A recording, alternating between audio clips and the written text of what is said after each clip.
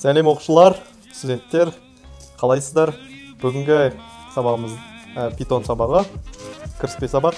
Жалпы Python сабағын, Python программалау тілін білесіздер.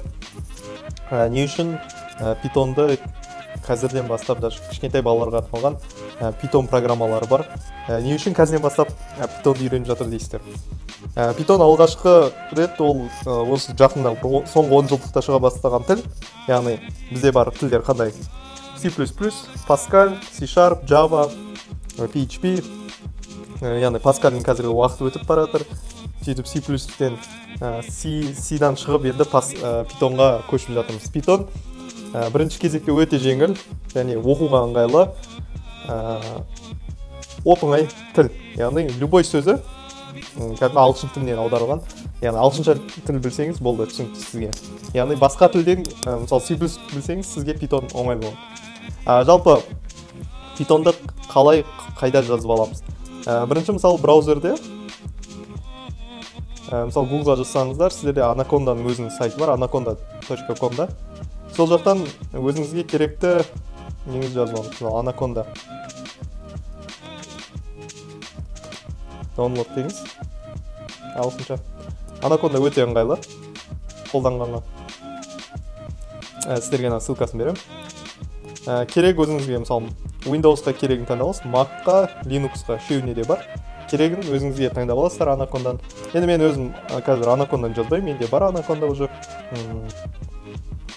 Anaconda-ны жазғаннан кейін сіздерде не шығады қазір?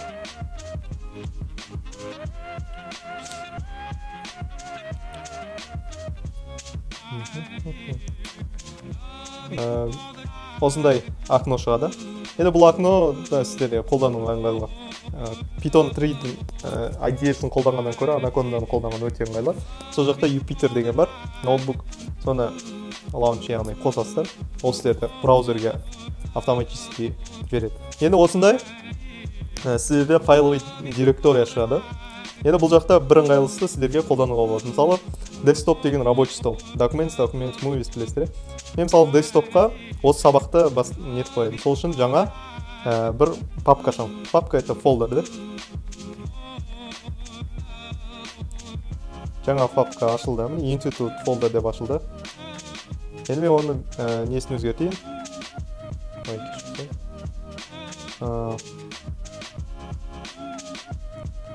Осы фолдерді, мысалы осы фолдерға біз не етейік?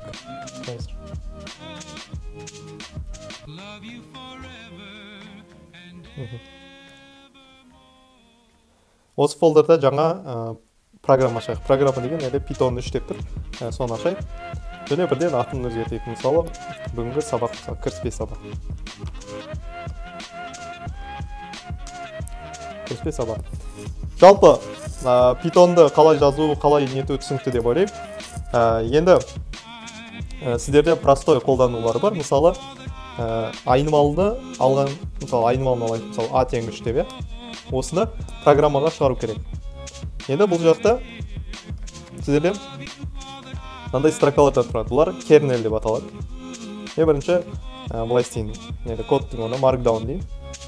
Хэштегпен мысалы кіріспе сабақ. Бұл бізде кәдімгі сөз ретінде болып кетеді. Бұл кодқа қатысы жоқ. Бізде код деп тұр, in деп тұр, осы бізде код болады. Енді қараңыздар.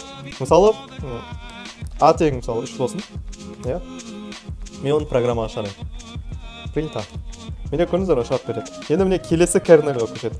Енді мына кернел мен мына кернелдің бір-біріне байланысы бар ма? Иә, бар. Екеуі бір-біріне байланысты. Мысалы қазір менлерге тағы да print A десем, 3-ті шығарады. Көріңіздер ба? Яғни A-ның мәні өзгерген жоқ мынаған өткенде. Сосын просто былай A деп нетсеңіздер болады. 3-ті шығарып береді. Бұл print емес. Бұл яғни соңғы не тұр, соны шығарып береді. Мысалы қараңыздар. A тең 3, B тең 2 дейге. Мен просто B дейін, маған 2-ні шығарып беру керек. Нерді кешім, наны компилятор істемейді. Не, B, бізде 2. Көріңіздер, in 5, 6, 7 деген сөз, яғни кезек-кезек. Бірінші мынаны орындайды, потом мынаны орындайды, мынаны орындайды. Яғни мына жердегі айнымалы сақталып қалса, келесі айнымалыда сол қолдана аласыздар. немесе оның мәнін өзгертіп тастауға болады. Мысалы a тең 6, a тең 4 деп өзгертсе болады. И print адрестер. Print деген сіздерге программаны шығару немесе. Яғни бұл жақта ешқандай терминалды қолданбайсыздар, ешқандай нені қолданбайсыздар, өте ыңғайлы. Сонымен біздің кіріспе сабақ түсінікті болды деп ойлаймын. Жалпы Python өте оңай тіл. Ертең сіздерге веб-разработкаға керек болады, мысалы UX дизайнда өте керемет қолдануға болады. Тағы да мобильный приложениеда өте қолдануға, жаңа ойын жасағанда, былайша айтқанда жеп-жеңіл тіл, қолдануға жеңіл тіл. Қашан қолданасыз десең де өздеріңіз білесіздер. Және де сіздерге мынандай ұзақ код жазып отырсыздар. Сонымен бүгінгі біздің кіріспе сабақ аяқталды. Рахмет көргендеріңізге. Келесі сабақта кездескенше.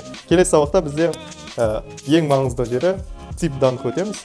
Қандай данныйлардың типтері болады, соларды маңызды жерлерін көрсететін боламын. Келесі кездескенше сау